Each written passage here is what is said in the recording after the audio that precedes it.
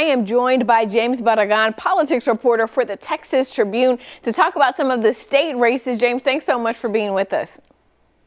Hey, good to be with you. You know, obviously one of the big things that people are looking at is what's happening with the Texas House and Texas Senate. I want to start with talking about the Texas Senate. It was a good night for Republicans last night. Right. There wasn't a whole lot of competitive races in the Senate, but the one that was competitive was Senate District 27, based out of Nueces County, where Democrat Morgan Lamontia was trying to defend her seat in a rematch against Adam Hinojosa. It looks like the Republican Adam Hinojosa has taken that, adding to the supermajority for the Republicans in the Senate. You know, what do you think about his message resonated with voters in that county to be successful this time around? Latinos and people in South Texas, the Republican conservative messaging has been very strong, and they've been winning over many Latino voters. Obviously, Nueces County is a highly Latino population. So Adam Hinojosa ran as a conservative last time, continued to be a conservative this time, and really hammered on the same issues that you've seen Republicans talking about throughout the campaign: inflation, immigration, and issues like transgender sports. Yeah. Let's talk about the House for a minute now. A little, more interesting, I would say. There were a few more interesting races in the Texas House. Which ones were you watching closely? Well, we were certainly looking at, again, in South Texas, the seat long held by Democrat Tracy King, based out of Uvalde. He was retiring. He was a moderate or conservative Democrat. And Don McLaughlin, the former Uvalde mayor, was the Republican candidate there. That looked like it was going to be a big pickup for Republicans, and it turned out to be so. Again, in Nueces County, retiring Democrat Abel Herrero was going out, and that seat was picked up by Denise Villalobos, a Republican. So that's two seats that were picked up by Republicans.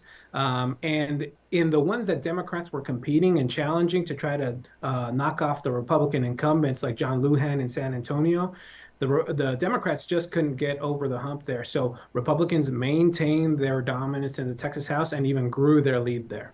And when we think about how that is going to impact things moving forward, right, particularly when we talk about the primary election, we saw so many things happening over school vouchers, school choice. If Governor Greg Abbott is feeling pretty good that he's going to be able to get what he wants going into this legislative session, right? That's right. And he was feeling good last night. He felt so good that he sent out a statement saying that he felt that he had more than enough votes to pass school voucher legislation. Obviously, that's going to be one of the big topics that we're looking at as we go into the next legislative session in January. But then the other thing that we're going to be looking at in these next weeks and couple of months is the speaker race. There's a big dissatisfaction, a big schism in the Republican House caucus of whether they should stay with current Speaker Dade Phelan, a Republican from Beaumont, or switch out to David Cook of Mansfield. There's been criticism that Phelan perhaps is too liberal for the Republican caucus. So that's something that we're definitely watching. You jumped ahead of me, James. You know I was getting into that speaker's race. My next question for you, of course, is when we think about what's set to happen this week, right? The caucus is supposed to meet at some point this week. And I've been getting questions about people who say, well, do the Democrats even come into play at all in the speaker's race? Do their votes even matter? Well, I think they definitely matter.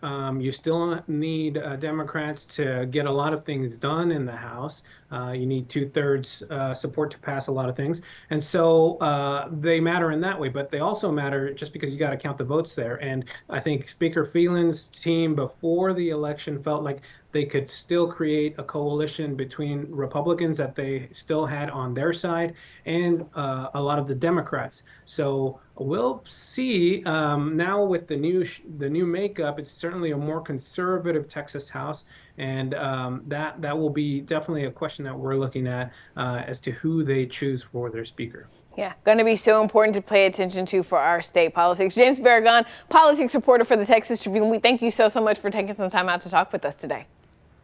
Thank you.